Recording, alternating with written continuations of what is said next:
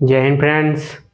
आज हम ज्योग्राफी आपको बताएंगे, जिसमें से एनसीईआरटी क्लास 6 की ज्योग्राफी शुरू किए हैं। इतिहास हो गया है, आज दूसरा चैप्टर है। क्लास 6 ज्योग्राफी है ये।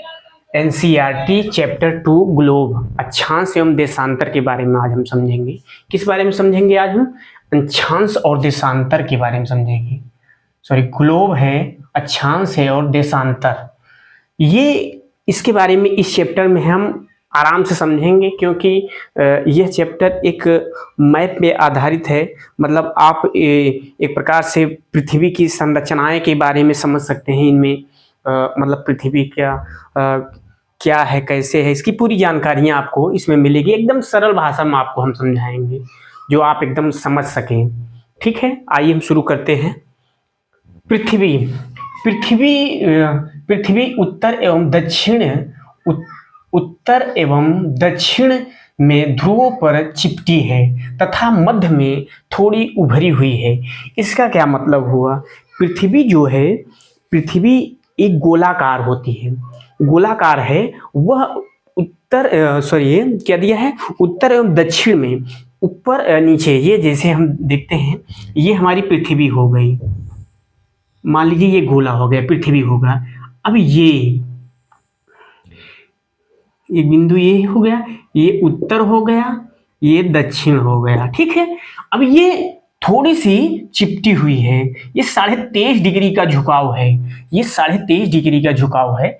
तो ये यही कह रहा है इसमें कि उत्तर एवं दक्षिण में ध्रुवों पर, इसको ध्रुवों पर चिपटी है तथा मध्य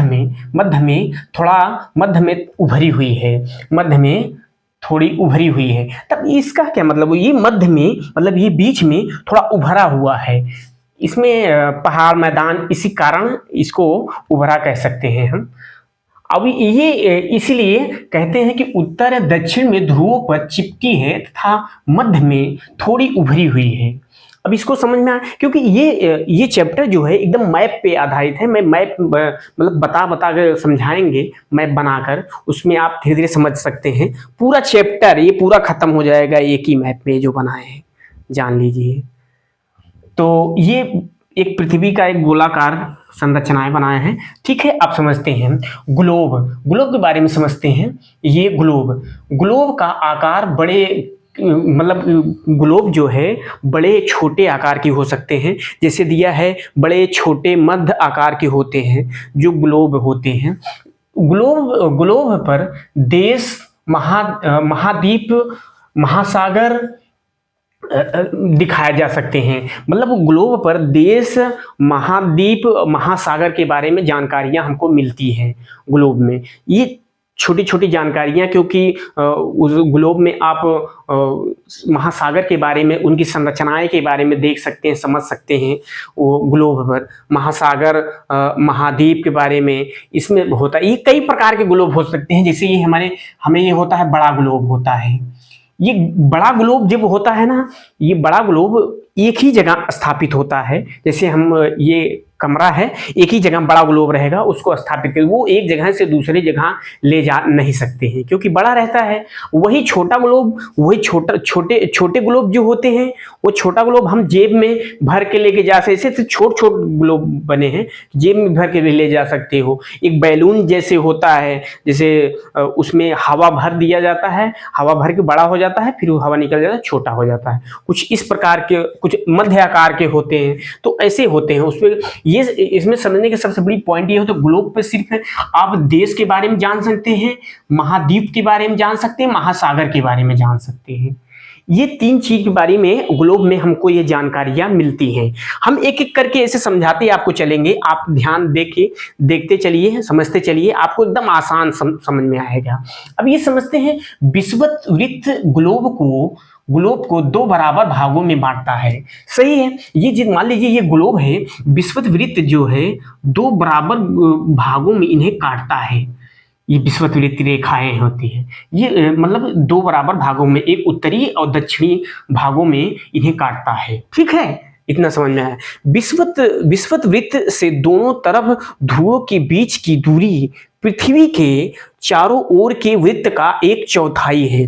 अब इसका थोड़ा आराम से हम समझेंगे, क्योंकि जो ये बताया गया है इसमें थोड़ा आराम से नहीं समझेंगे तो हम थोड़ा जल्दबाजी कर जाएंगे तो नहीं समझ में आएगा।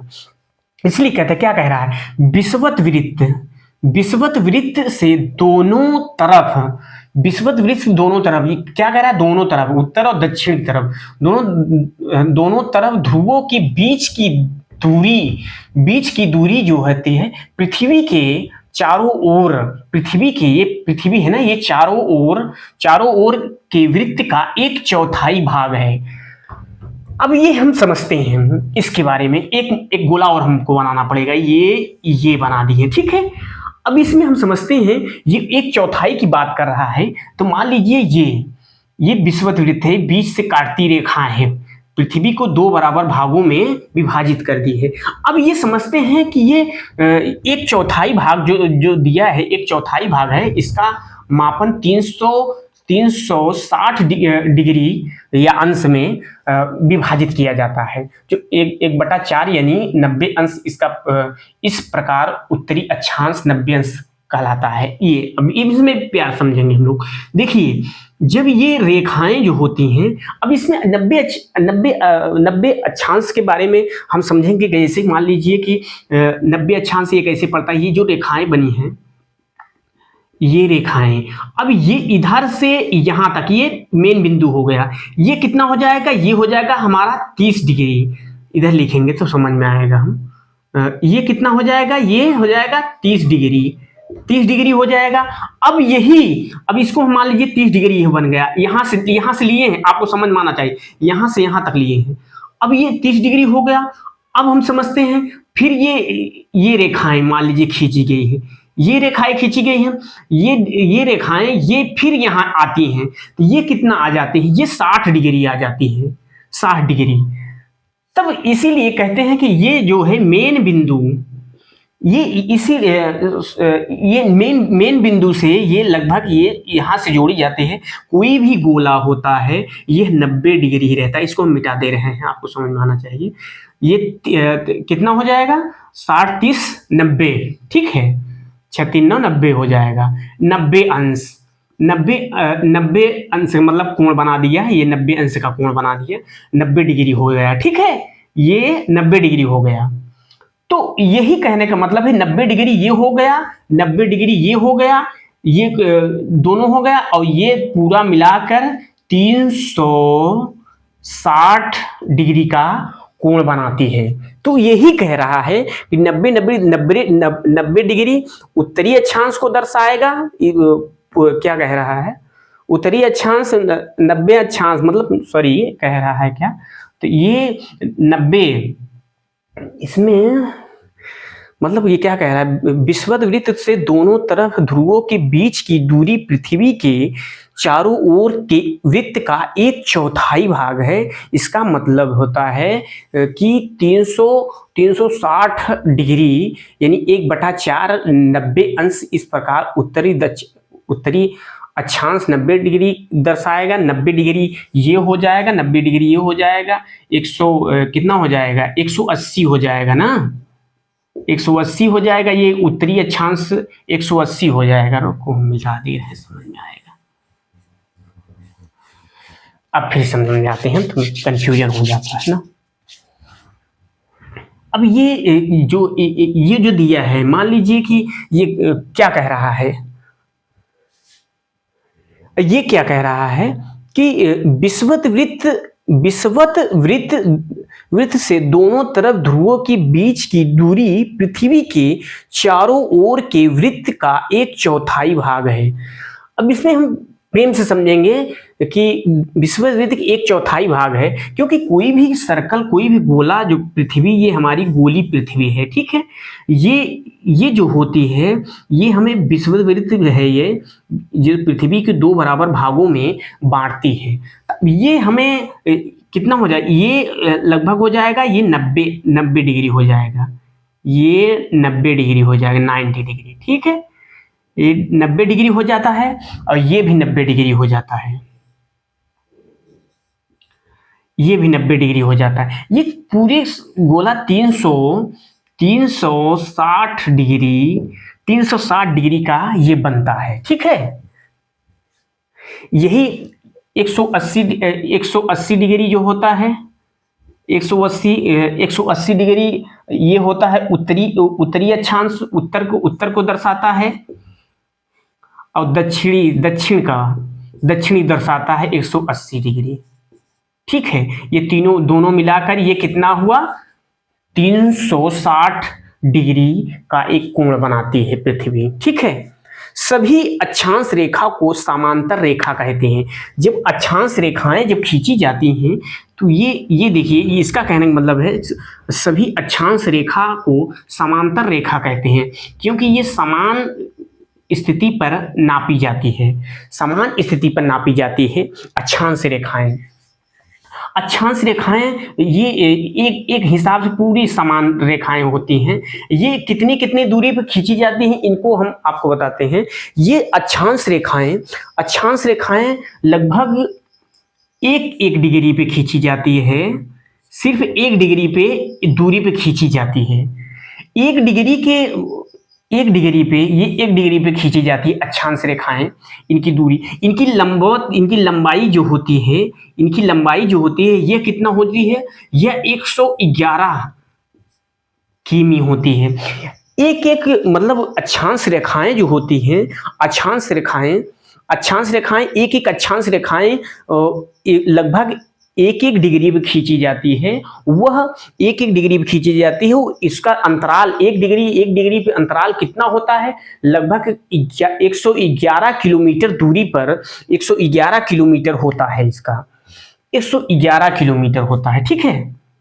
ये क्वेश्चन बनाता है 111 किलोमीटर होता है। अब ये कह सकते हैं कि जैसे 111 किलोमीटर होता है, अब अक्षांश कितने अक्षांश होते हैं इनको देखते हैं। ये अक्षांश रेखाएं हमें कितना होती हैं, 180 अक्षांश रेखाएं होती हैं। यहाँ लिखना पड़ेगा हमको, ठीक है, लिखते हैं। मान लीजिए एक डिग्री पर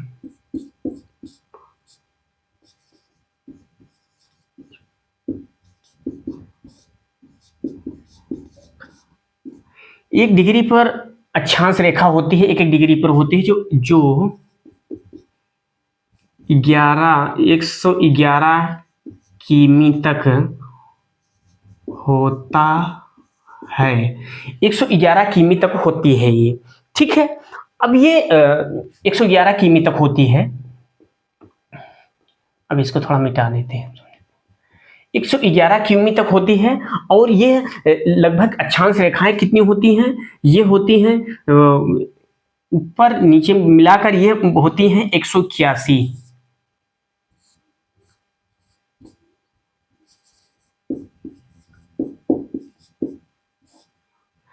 अक्षांश रेखा।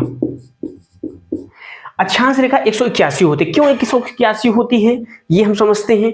181 इसलिए होती है क्योंकि ये जो होती है लगभग इधर ये 1 डिग्री 180 होती है, मगर एक ये जो 0 डिग्री देशांतर वाली है, ये जो अब यहाँ से हम चले आते हैं, यहाँ पे देखते हैं जो ये अक्षांश रेखाएं हैं जो 0 डिग्री के हैं, ये वाली रेखाएं हैं, 1 डिग्री इसको मान लिया जाता है।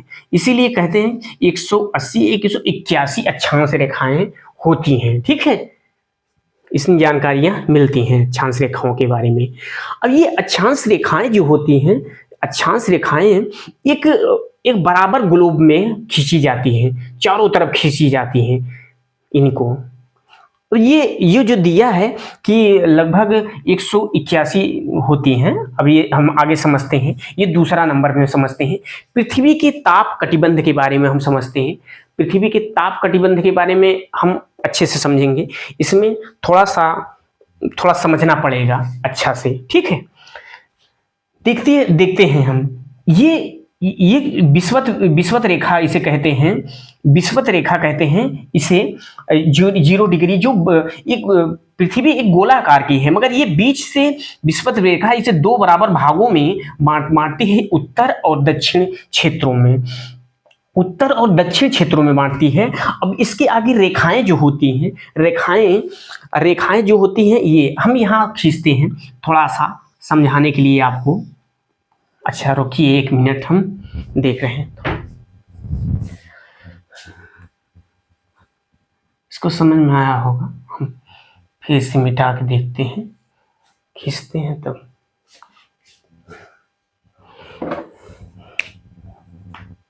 मान लीजिए ये रेखाएं हो गई, ये रेखाएं, ठीक है। अब ये जो 2 बराबर भागों में बांटती है, ये विषुवत रेखा है, ठीक है। 0 डिग्री से देशांतर रेखाएं बोलते हैं। ये विषुवत रेखा है, बराबर भागों में बांटती है पृथ्वी को। अब इसके ऊपर क्या होते हैं, इसके ऊपर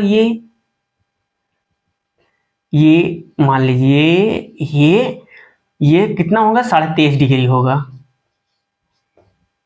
23.5 डिग्री, 23.5 डिग्री, ठीक, 23.5 डिग्री ये हो जाएगा। ये क्या होगा, कर्क रेखा हो गया, ठीक है, कर्क रेखा हो गया। और ये जो रेखाएं होती हैं, ये भी 23.5 डिग्री जाएंगी, 23.5 डिग्री जाएंगे। ये मकर रेखा हो गया, ये मकर रेखा हो जाती है, ठीक है। अभी ये ध्यान देना, ये उत्तर क्षेत्र है, ठीक है, ये दक्षिण क्षेत्र है, समझ में आया, ठीक है। अब ये उत्तर क्षेत्र दक्षिण क्षेत्र है, ये कर्क रेखा, ये मकर रेखा है, ठीक है। और उसके बाद 66.5 डिग्री, 66.5 डिग्री ये होता है आर्कटिक रेखा होती है। रुकिए 1 मिनट,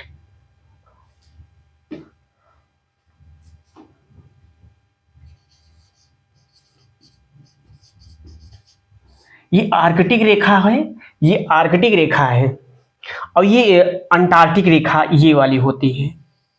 अब इसको मैं समझाते हैं, ये लिखे हैं भल भी हैं, हम आपको यहाँ लिख के थोड़ा समझाएंगे तो थोड़ा आपको समझ में आएगा। इसमें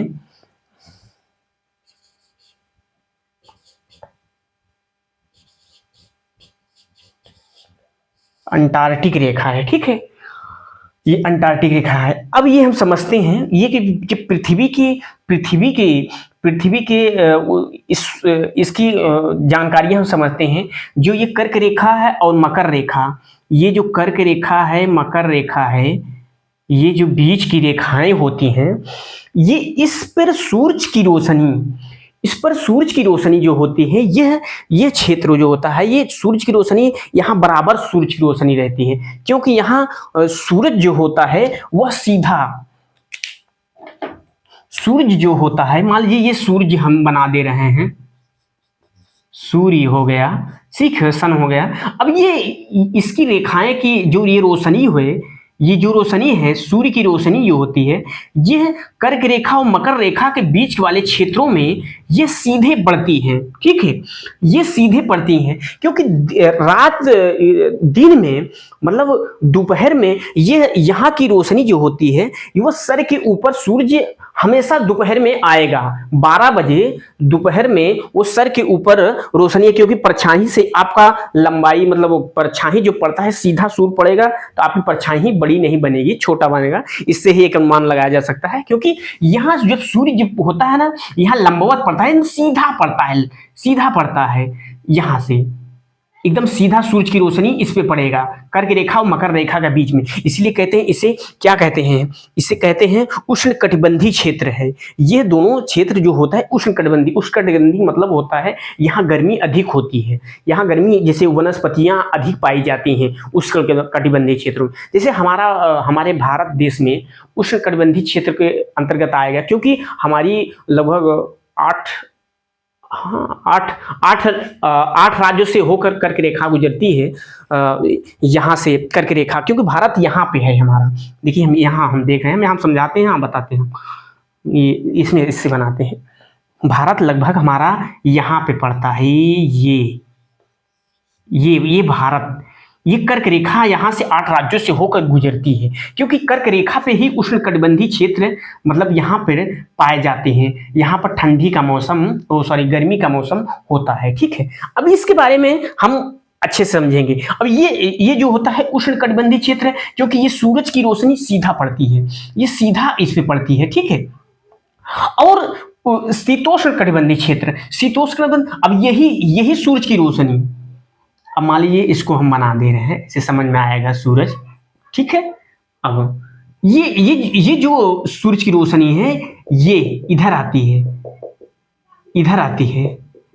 अब इधर आती है रोशनी, तो यहाँ आने पे रोशनी जो होती है, यह रोशनी सूरज की रोशनी थोड़ा तिरछी हो जाती है, ये तिरछा पड़ता है, ये सीधा पड़ेगा नहीं, ठीक है। ये सब जब ये सीधा पड़ता है, तो सीधा पड़ता है तो यहाँ सूर्य की रोशनी बहुत कम आती है, कम आती है, तो यहाँ शीत लहर मतलब ठंडा मौसम होता है, कम यहाँ धूप दिखता है, इसलिए क्या कहते हैं, शीतोष्ण कटिबंधीय क्षेत्र, उत्तरी ध्रुव पर ये कहते हैं शीतोष्ण कटिबंधीय क्षेत्र, शीतोष्ण कटिबंधीय क्षेत्र, ये शीतोष्ण कटिबंधीय क्षेत्र है, ये वाला क्षेत्र। क्योंकि यहाँ सूरज जो होता है ये लंबा नहीं पड़ता, मतलब तिरछा पड़ता है, तिरछा पड़ता है, यहाँ तो सीधा डायरेक्ट पड़ता है। ये जो क्षेत्र है, ये जो क्षेत्र है, ये क्षेत्र में सीधा रोशनी सीधा डायरेक्ट सूरज की डायरेक्ट पड़ता है। क्योंकि साल भरे में सूरज जब होता है ना, जब सूरज रहता है तो साल भरे में ये उत्तर की तरफ जाता है, साल से फिर पीछे आता है, फिर जाता है, मतलब इसका आने जाने का क्रम बराबर रोशनी यहीं पे रहता है। और यहां से छटक के जो रोशनी जाती है, जो तिरछा पड़ता है, तो ये पड़ता है कर्क रेखा के ऊपर वाले भाग में, अंटार्कटिक तो ऊपर हो जाता है, इसके बीच वाले क्षेत्र में, कर्क रेखा के ऊपर वाले उत्तरी ध्रुव में। तो इसका कहने का मतलब ये होता है कि यहाँ जब होती है, यहाँ अधिक गर्मी होती है, यहाँ जो होती है यहाँ कम गर्मियाँ होती हैं, जो सूरज की रोशनी तिरछा पड़ती है, इसी कारण होता है, ठीक है। अब समझ में आया होगा आपको। अब ये जो दिया है, अब ऊपर वाले में ये जो उत्तरी ध्रुव होता है, ये उत्तरी ध्रुव में ये शीत कटिबंधीय क्षेत्र रहा था, मतलब यहाँ जो होता है, यहाँ तो अब हम यहाँ समझेंगे, यहाँ तो लगभग, अब यहाँ तक प्रकाश की रोशनी जो होती है, यहाँ तक पहुंचने में बहुत समय लगाएगा, यहाँ तक सूरज की रोशनी से तिरछा, मतलब यहाँ तक थोड़ा बहुत रोशनी पहुंचती है, क्योंकि यहाँ 24 घंटे हमेशा यहाँ पर मतलब हम कह सकते हैं कि जो बर्फ की चादरों से ढका होता है, वहां बर्फ के एकदम रहते हैं। अब यहाँ मतलब मानव के रहने योग्य नहीं है, क्योंकि वहां बर्फ बहुत ज्यादा होती है। ये उत्तरी और दक्षिणी क्षेत्र में यही समानताएं यहाँ भी रहते हैं, दक्षिणी क्षेत्र में भी ऐसी है, ठीक है। अब ये आपको समझ में आया होगा शायद। अब हम समझते हैं इसके ऊपर वाले भाग में ये देखे हैं 66.5 डिग्री आर्कटिक रेखा है, आर्कटिक रेखा है, नीचे वाले 66.5 डिग्री अंटार्कटिक होना चाहिए,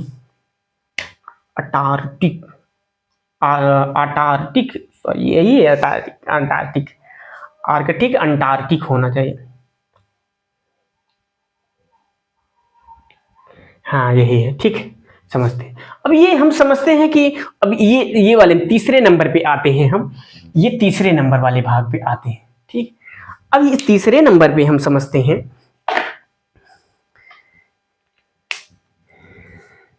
तीसरे नंबर वाले भाग पे आते हैं। ये इसमें क्या कहता है, किसी स्थान की जानकारी अक्षांश के बाद देशांतर की भी जरूरत होती है। अब ये हम समझेंगे, क्योंकि अक्षांश के बाद किसी स्थान की जानकारी हमें देशांतर के रूप में भी समझते हैं। तो देशांतर और अक्षांश रेखाओं के बारे में हम आपको बता चुके हैं, फिलहाल अक्षांश रेखाओं के बारे में बताए, देशांतर के रूप में नहीं बताए हैं। हम समझाते हैं अक्षांश रेखाएं और देशांतर रेखाएं कौन कौन होती है। देखिए ये अब यही हम बना कर आपको बता रहे हैं। ये जो रेखाएं हैं ये अक्षांश रेखाएं होती हैं, इन्हें हम अक्षांश रेखाएं बोल लेते हैं, ठीक है। इसको अक्षांश रेखाएं हम बोल सकते हैं। अब ये ध्रुव मान लीजिए, ये ध्रुव है। अब ये देशांतर रेखाएं इसको कहेंगे हम लोग। ये सॉरी थोड़ा तिरछा हो गया, ये हम बराबर बना देते हैं आपको। अब मान लीजिए ये हो गया, ये एक गोला हो गया और पृथ्वी के दो बराबर भागों में बांट दे, अक्षांश रेखाएं बांट दी हैं। अब ये क्या बोलते हैं, ये हो गया अक्षांश रेखाएं हो जाती हैं, इसे अक्षांश रेखा कहते हैं। ये उत्तरी दक्षिणी ध्रुव है, ये अक्षांश रेखाएं हो जाती हैं और ये देशांतर रेखाएं हो जाती हैं। मान लीजिए ये हो गया, ये देशांतर रेखाएं हो जाती हैं, ये देशांतर रेखाएं हो जाती हैं, ठीक है, ये देशांतर रेखाएं हो जाती हैं। अब यही कहता है कि अगर किसी भी स्थिति को, किसी भी व्यक्ति को अगर जानकारी रखना है वो किस जगह है, पृथ्वी के किस जगह में है, देशांतर और अक्षांश की होना बहुत जरूरी होता है। क्योंकि अक्षांश और देशांतर से ही हमें मालूम पड़ता है कि किस दिशा में, किस डिग्री पे है, कौन से स्थान पे है, उसी से मालूम पड़ जाएगा। इसलिए स्थान जानकारी के लिए, इसीलिए यह कह रहा है किसी स्थान की जानकारी अक्षांश के बाद, अक्षांश तो होना चाहिए, उसके बाद भी देशांतर का भी जरूरत होती है। वही जो बताएं, अक्षांश के साथ साथ देशांतर के भी बहुत जरूरी होता है। क्योंकि जब अब मान लीजिए कोई व्यक्ति अगर यहाँ पे है, यहाँ पे तो अक्षांश और देशांतर का मिलना बहुत जरूरी होता है। अब ये यहाँ जब देख लेंगे कि यह किस अक्षांश पे है। अक्षांश मान लीजिए, इसको मान लीजिए कि मान लीजिए एक एग्जाम्पल दे रहे हैं, 82.5 डिग्री, 82.5 डिग्री पे है। अक्षांश ये है, देशांतर इसको देख लेंगे, देशांतर कितने पे है, मान लीजिए ये हो गया, मान एग्जाम्पल दे रहे हैं 32 डिग्री पे, 32 डिग्री। अब ये दोनों को अगर ये जब अगर दोनों अगर एक ही जगह मिल रहा है तो समझ जाएंगे किस दिशा में है, कितनी दूर है, किस जगह है। इसलिए कह रहा है ये कि अक्षांश के साथ देशांतर का भी होना बहुत जरूरी होता है। अब ये देखते हैं कि देशांतर को अक्षांशों में मापा जाता है। अब सही ये क्या कह रहा है, देशांतर रेखाएं ये होती हैं। मान लीजिए ये हो गया गोला, ये हो गया, ये देशांतर रेखाएं हो गई। ये क्या कहते हैं, देशांतर को अंशों में मापा जाता है, प्रत्येक अंश को मिनट में मापा जाता है। मतलब कहते हैं कि डिग्री जो होती है, लगभग एक डिग्री का माप जो होता है यह 4 मिनट होता है, 4 मिनट का होता है, 4 मिनट का होता है। इसलिए कह रहा है कि पहले देशांतर को अंशों में मापा जाता है, प्रत्येक अंश को मिनट में मापा जाता है,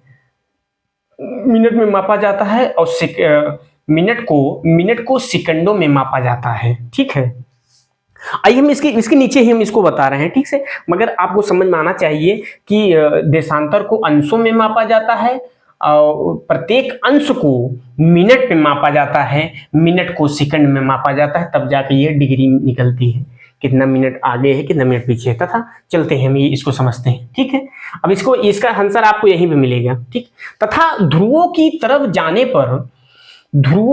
तरफ जाने पर देशांतर की दूरी घटती जाती है। देशांतर की दूरी जो होती है वह घटती जाती है, क्योंकि जब ये देशांतर की दूरी जब घटती जाती है तो मान लीजिए ये देशांतर रेखाएं होती है, ये ध्रुवों के बाद जाके एकदम एक जगह जाके दूसरी जगह जाकर मिल जाती हैं। अब मान लीजिए ये मेन बिंदु हो गया, अब ये जब मेन बिंदु हो गया तब अब यहाँ से एक रेखाएं मान लीजिए ये गुजर रही है, तब यहाँ आके एकदम जीरो हो जाती है ना। इसलिए ये कह रहा है तथा ध्रुवों की तरफ जाने पर देशांतर की दूरी घटती जाती है। देशांतर की दूरी घटती जाती है क्योंकि अक्षांश रेखा कम ज्यादा होती है। अक्षांश रेखाएं कम ज्यादा होती है, मगर देशांतर रेखा एक समान होती है। इसलिए कहते हैं कि देखो अक्षांश रेखाएं मतलब एक जगह जाके दूसरी जगह मिल जाती हैं, एक जगह जाके मिल जाती हैं, इसलिए कहते हैं अक्षांश रेखा कम ज़्यादा होती रहती है तथा देशांतर रेखा समान रहती है। मतलब इसका समान लंबाई तो समान ही रहेगा ना, अब यहीं से आती है, यहीं से आती है। अब ये जो ये कह रहा है कि अक्षांश रेखाएं मान लीजिए हम बता रहे हैं आपको, अक्षांश रेखाएं ये होती है, ठीक है। अब ध्यान देते जाइए, अब ये एक गोला है, मान लीजिए एक गोला है। अब ये अगर ये गोला है, मान लीजिए अब ये एक रेखा इधर से खींचे, अब यही जाके पीछे जगह जाके ऐसे मिल गई, फिर ऐसे मिल गई, फिर ऐसे मिल गई, फिर ऐसे मिल गई। अब ये ऐसे ऐसे करके यहाँ पे चली आई, जब यहाँ पे चली आई तो यहाँ पे चले तो एक बिंदु बन गया, यहाँ पे घूमेगा नहीं, क्योंकि इसीलिए यह कह रहा है, इसीलिए अक्षांश रेखा कम ज्यादा होती रहती है। कम ज्यादा मतलब समझ में आया आपको, कम ज्यादा यही इसीलिए कह रहे हैं कि अब ये हो गया, अब ये ऐसे घूम रही है अक्षांश रेखाएं, ऐसे घूम रही, अब ऐसे ऐसे घूमते घूमते घूमते घूमते एकदम नजदीक जब आई तो यहाँ पे एकदम जीरो हो गया, अब ये डॉट हो पड़ गया, बिंदी हो गया, तब ये घूमेगी नहीं ना, इसीलिए कह रहा है कि कम ज्यादा होती रहती है, ठीक है। अक्षांश रेखा कम ज्यादा होती रहती है तथा होती रहती है, मगर देशांतर रेखा एक समान रहती है, देशांतर रेखाएं एक समान रहती हैं, देशांतर रेखाएं एक समान रहती हैं। इसलिए मुख्य संख्याओं में व्यक्त करना कठिन हुआ, तब सभी देश मिलकर एक ग्रीनविच रेखा खींचा। अब यही के ग्रीनविच के बारे में जानकारियां अब इसमें हमको मिलती है, ठीक है।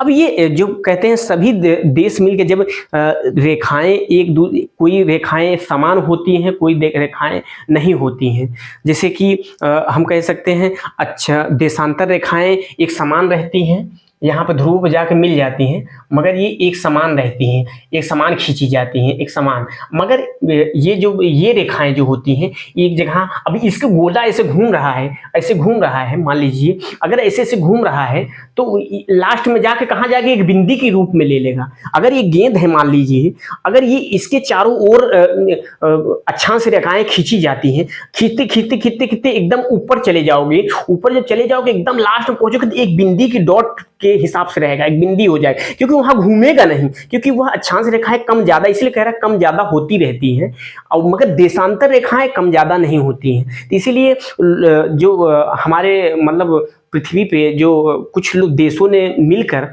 वह ये सोचा कि ये अक्षांश और देशांतर रेखाएं कम ज्यादा होती रहती, इसका एक निवारण करते हैं, जो समय निर्धारित करने के लिए एक सही दिशा और निर्देश के बारे में उनको पालन करना पड़ा था, नियम पालन करने पड़ा था। तो यही के बारे में कहता है कि इसलिए मुख्य संख्याओं में व्यक्त करना कठिन हो गया है। भाई कम ज्यादा होते थे, मुख्य संख्याओं में व्यवस्थित करना उसको कठिन हो गया है।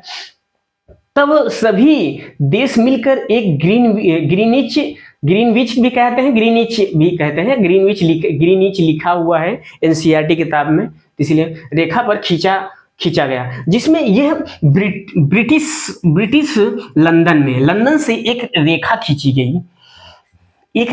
गई, जो ये दिया है, हम मिटा दे रहे हैं इसको। मान लीजिए एक रेखा खींची गई, ये हो गया। अब ये हम एक ग्लोब को हम पूरा फैला दिए, मान लीजिए पूरा एकदम फैला दिए। अब इसको हम समझते हैं, मान लीजिए ग्रीनविच की लाइनें ये हो गई, ठीक है, ये ग्रीनविच की लाइनें हैं, ठीक, ग्रीनविच की लाइनें हैं। अब ये समझते हैं, ये पूर्व हो गया, ये पश्चिम, ये पश्चिम, ये पूर्व, ये पश्चिम, ये उत्तर हो गया, दक्षिण। अब ये कह रहा है, ये कह रहा है कि मतलब कि एक लाइनें जब सब देश सहमत हुए तो एक ग्रीनविच ये जो पड़ता है कहाँ, ब्रिटिश में पड़ता है, लंदन में एक स्थान पड़ता है ग्रीनविच, वहां से एक लाइन खींची गई।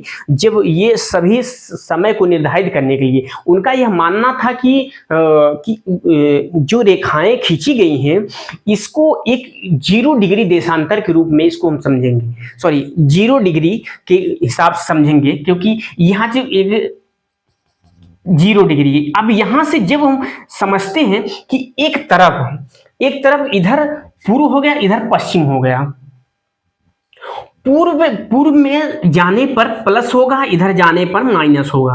आप अच्छा से समझिएगा, ठीक है, उसके बाद हम समझाते हैं हम आपको अच्छे से।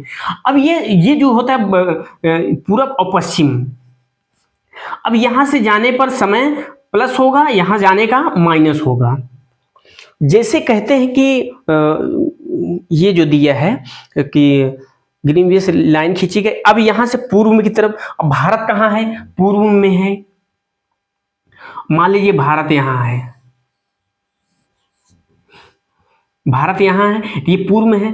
अब यहाँ से ग्रीनविच से भारत की दूरी के अनुसार हम समझेंगे यह लगभग यहाँ से लगभग 5.5 घंटे का फर्क होता है, क्योंकि हमारा जब ये जो हमारी मानक समय रेखा जो होती है यह 82.5 डिग्री है, 82.5 डिग्री है, यह नैनी के पास से गुजरी हुई है। ये जो रेखा होती हैं यहाँ से गुजरी हुई हैं, कितना लगभग 82.5 डिग्री के पास में ये 82.5 डिग्री हो जाती है। मान लीजिए इधर लिख देते हैं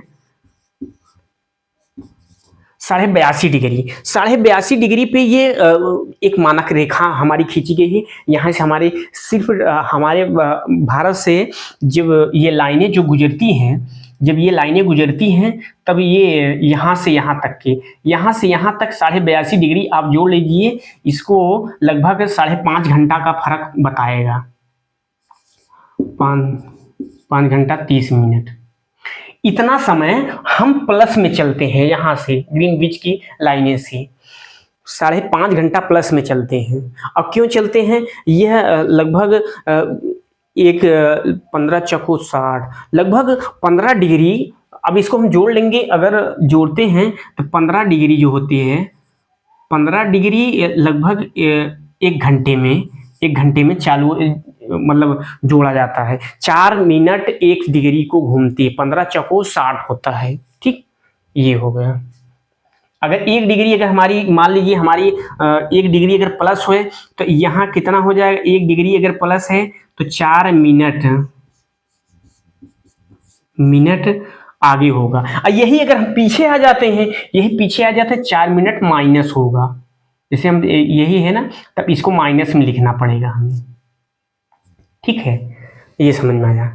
ये सिंपल सा फंडा ये समझिए कि ग्रीनविच के पूर्व में जाने पर हमारा समय बढ़ता है, पूर्व में जाने पर समय हमारा प्लस होता है डिग्री के अनुसार, और ये पश्चिम की तरफ जाने पर माइनस होता है। बस यही फंडा समझिए। अब यही पे अगर हम देख लेते हैं, अगर ग्रीनविच से भारत से दूरी लगभग 5.5 घंटे का रास्ता, 5.5 घंटा प्लस समय पड़ता है। इसीलिए हमारे भारत में एक ही समय जोन बनाया गया है, जो यह हमारे नैनी के पास से गुजरती है। ये भारत के एक मध्य में से एक खींची गई रेखा होती है। इसके मध्य में खींची गई एक रेखा होती है, इसके बीच में ये नैनी के पास से गुजरती है। ये 82.5 डिग्री के यहाँ से जोड़ते हैं, यहाँ से 82.5 डिग्री दूरी पे पड़ता है, ठीक है। बस इतना समझिएगा, आप समझिए। चलिए हम पीछे भी बताते हैं, आप इंक्लूड करके समझ लीजिएगा। हम इसको एक चक्कर पूरा फिर से रिवाइज कर देंगे, आपको समझ में आ जाएगा। अब चलते हैं, हम देखते हैं देशांतर के बारे में। देशांतर को आपको तो बता दिए हैं, देशांतर और समय के बारे में। तो देशांतर के तो हम समझा दिए हैं कि देशांतर रेखाएं इसे ही कहते हैं। यहाँ से खड़ी खड़ी लाइनें जो खींची जाती है ये देशांतर रेखाएं होती हैं, ये देशांतर रेखाएं होती है, खड़ी खड़ी लाइनें। और के बाद ये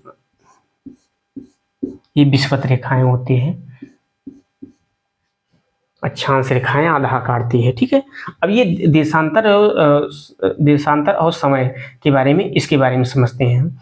ग्रीनिच पर स्थित प्रमुख यामोत्तर पर जिस समय आकाश में सूर्य ऊंचे बिंदु पर होगा, उस समय सभी स्थानों पर दोपहर होंगे। ये जो ग्रीनविच के समय से, ये जो ग्रीनविच है, अब इसको हम थोड़ा मिटा देते हैं तो समझ आए, फिर से बनाते हैं। तो अब मान लीजिए ये ग्रीनविच की लाइनें हैं, ठीक है, ग्रीनविच की लाइनें हैं।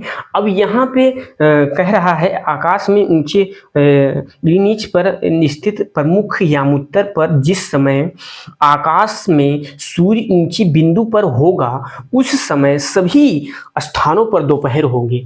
जब यहाँ सूर्य जो है अपने उच्चतम बिंदु पर होगा, सबसे ऊपर होगा, तो वहां दोपहर, पूरे जगह दोपहर होगी, इधर भी दोपहर होगी, उधर भी दोपहर होगी। जरूरी नहीं है कि दोपहर होगी तो क्या सब जगह का दोपहर, मतलब कि हम समझते हैं कि धूप ही होगा, ऐसा कुछ भी नहीं है। कहीं धूप हो सकता है, कहीं वो हो सकता है, कहीं सूरज ना हो। तो इसका यही एक फंडा है, ये कहता है मतलब जीरो अक्षांश से, सॉरी, ग्रीनविच पर स्थित प्रमुख यामोत्तर पर जिस समय आकाश में सूर्य उच्च बिंदु पर होगा, वहां सब जगह दोपहर ही होगा, सभी स्थानों पर दोपहर ही होगा, ठीक। अब ये हो गया। अब ये समझते हैं क्योंकि पृथ्वी पश्चिम से पूर्व की तरफ घूमती है, पश्चिम की सूरज, पृथ्वी जो है पश्चिम से पूर्व की तरफ घूमती है, पश्चिम से पूर्व की तरफ घूमती है। मान लीजिए ये पूर्व हो गया, ये पश्चिम हो गया, ये पश्चिम हो गया। अब पश्चिम से पूर्व, मान लीजिए हम कब देखते हैं सूरज, यहाँ देखते हैं, मान लीजिए सूरज हम लोग यहाँ देखते हैं, यहाँ निकलते देखते हैं, मगर यहाँ से पश्चिम से पूर्व की तरफ घूमती है।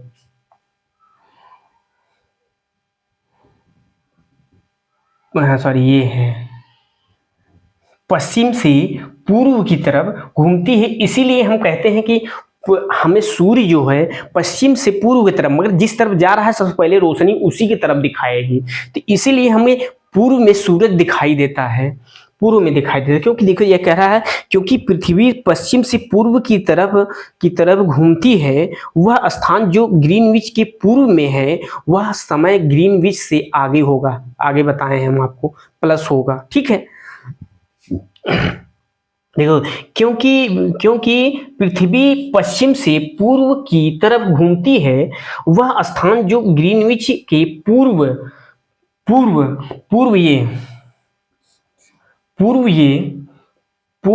है, वह समय ग्रीनविच से आगे होगा, प्लस होगा, ये समय प्लस होगा, ग्रीनविच से प्लस होगा, समय के अनुसार, मतलब कहता है ग्रीनविच से आगे होगा।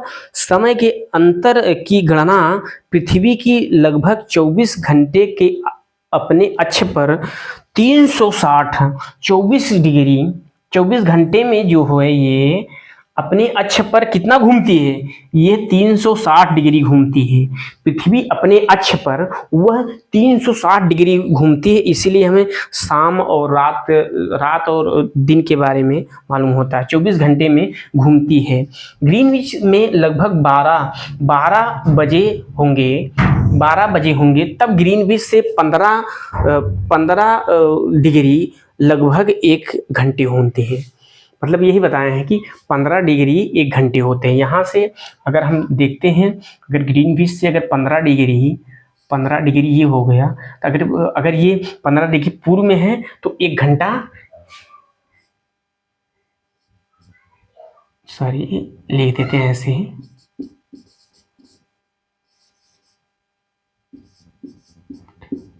एक घंटे जो होते हैं प्लस होंगे, ये 1 घंटे प्लस होंगे, ठीक, 1 घंटे प्लस होंगे। अब ये 1 घंटे माइनस होंगे, ये माइनस हो जाएगा, ठीक। इसलिए कह रहा है कि 360 डिग्री घूमते, ग्रीनविच में 12 बजे होंगे, ग्रीनविच में अगर 12 बजे होंगे तब ग्रीनविच से 15 डिग्री लगभग 1 घंटे होता है। 15 डिग्री प्लस 1 घंटे मतलब 1 घंटा बढ़ जाता है। यही एक सिंपल फार्मूला है, ठीक। अब इतना समझिएगा बस, और कुछ नहीं है इसमें। हम मानक समय क्यों मानते हैं, अब हम समझते हैं हम मानक समय क्यों मानते हैं, इसके बारे में समझते हैं। मानक समय, उदाहरण के लिए हम समझते हैं कि अगर अगर हम मानक समय इसलिए मानना पड़ता है क्योंकि हमारा देश, हमारा मतलब हर एक जगह अलग अलग समय होता है। तो अगर एक जगह की, अगर कोई भी गाड़ी, अगर रेलगाड़ी हो गई मान लीजिए, अगर एक जगह से जा रही है तो दूसरे जगह अगर जाती है, दूसरे का बोलते हैं रेखाओं पे दागती है, पहुंचती है, तो वहाँ पे अलग अलग समय हो जाएगा।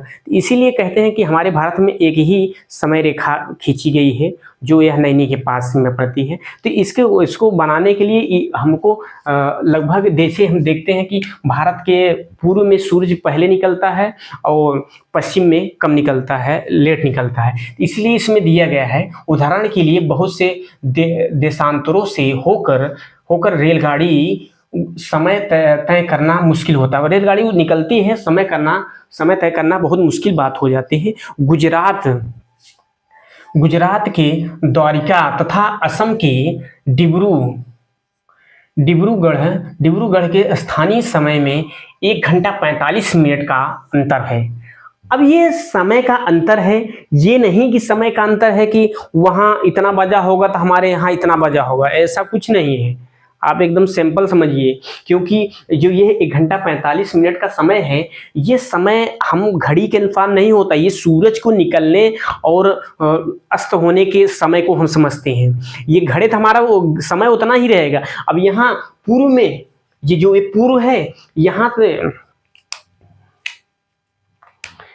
जो पूर्व है, पूर्व में सबसे पहले उजाला होगा तो अंधेरा भी सबसे पहले होगा, फिर वहाँ लेट उजाला होगा तो लेट में दिन डूबेगा, वहाँ सूर्य अस्त जो होता है वहाँ लेट हो जाएगा। इसीलिए यह कह रहा है कि 1 घंटा 45 मिनट, मतलब यहाँ सूर्य जो होता है 1 घंटा 45 मिनट, 1 घंटा 45 मिनट पहले निकलता है। 1 घंटा 45 मिनट पहले निकलता है पूर्व में, जो अरुणाचल प्रदेश है, और यहाँ पर हमें 1 घंटा 45 मिनट लेट डूबता है, यहाँ लेट डूबता है, ठीक है। अब समझ में आया होगा। डिब्रूगढ़ ये गुजरात में, द्वारिका ये गुजरात या इस तरफ पश्चिम की तरफ पड़ेगा, गुजरात पश्चिम की तरफ पड़ेगा। ये इधर लगभग असम पड़ेगा,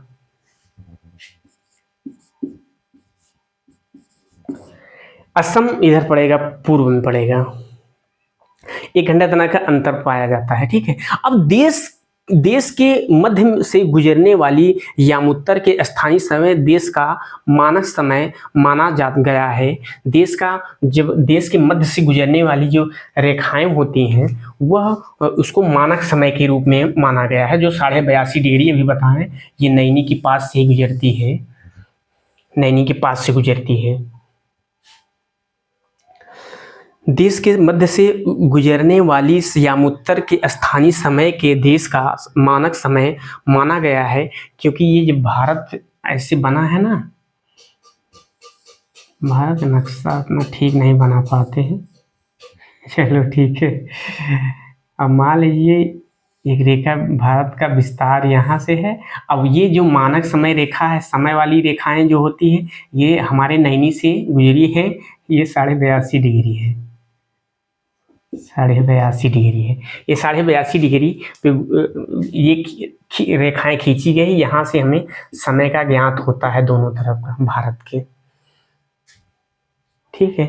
अब ये रूस जो है, रूस को 11 समय जोनों में बांटा गया है, 11 समय जोनों में बांटा गया है। पृथ्वी को 24 समय क्षेत्रों में बांटा गया है। इस प्रकार प्रत्येक समय क्षेत्र जो होते हैं 15 देशांतर को घेरता है। अब इसका क्या मतलब होता है? पृथ्वी को 24 समय क्षेत्रों में बांटता है, 24 समय क्षेत्रों में बांटता है। इस प्रकार प्रत्येक समय क्षेत्र जो होते हैं 15 डिग्री देशांतर को घेरता है, मतलब ये 15 डिग्री देशांतर को घेरता है। 1 घंटा जो होते हैं, ये जो 15 डिग्री है, 1 घंटे होता है, ये 1 घंटे होता है, ठीक है। 15 डिग्री जो 15 डिग्री देशांतर होता है वह मतलब 15 डिग्री देशांतर को घेरता है, मतलब कि ये कह सकते हैं हम कि 1 घंटा जो होता है, ये 15 डिग्री 1 घंटे देशांतर को घेरता है, यही। अब ये जो दिया है, अभी समझ में आया होगा। जैसे मान लीजिए पृथ्वी उत्तर एवं दक्षिण ध्रुवों पर थोड़ा चिपटी हुई है तथा मध्य में उभरी हुई है, और इसके बारे में समझे हम। और ग्लोब का आकार जो होता है, बड़े छोटे मध्य आकार के होते हैं, ये पॉकेट वाले होते हैं, भर के ले जा सकते। विषुववृत्त ग्लोब को 2 बराबर भागों में बांटता है, बराबर भागों में ये बता दिए हैं, ये बराबर भागों में बांटता है। चारों ओर वृत्त का 1/4, मतलब कि ये जो परिधि जो है, ये भी 90 डिग्री होता है, ये भी 90 डिग्री होता है। ये चारों मिलाकर 360 डिग्री हो गया, कोई वृत्त होता है, ठीक है।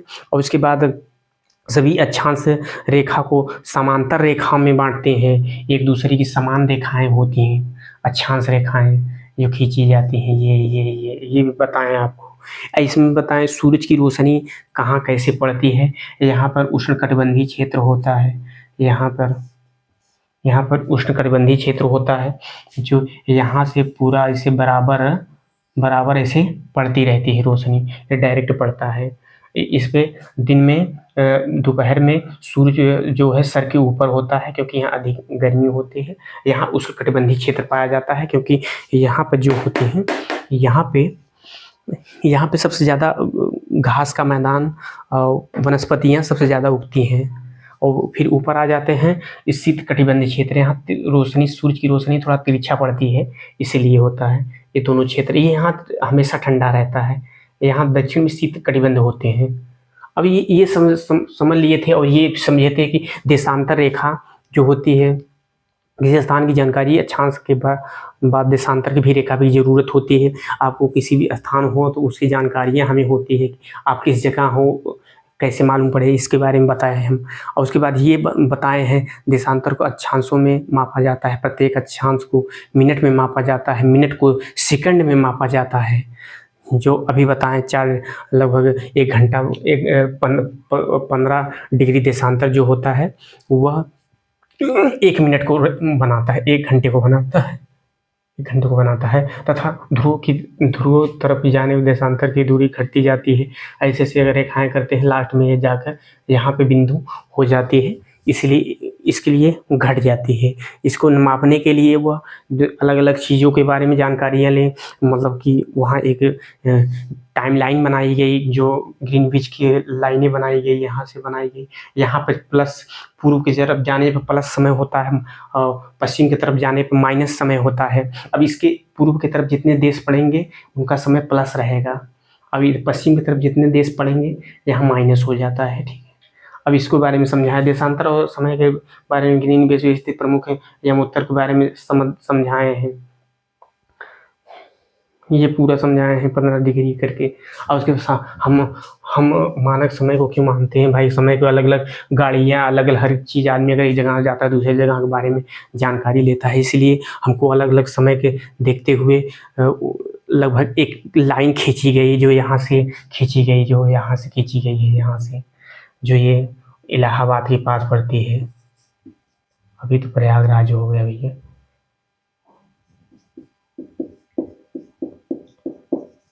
अभी तो प्रयागराज से खींची गई लाइनें होती है। और यहाँ से उत्तर से और सॉरी पश्चिम से, पूर्व से पश्चिम के बीच में लगभग कितनी दूरी है, यहाँ से लगभग 1 घंटा 45 मिनट का फर्क पड़ता है गुजरात से असम के बीच की दूरी में। और ये देश के मध्य में गुजरने वाली याम उत्तर स्थानीय समय रेखा को 82.5 डिग्री कहते हैं, इसको बता दिए हम आपको। रूस की 11 समय मानक रेखा मानी जाती है, इसके बारे में समझा दिए आपको। समझ में आया होगा, धन्यवाद।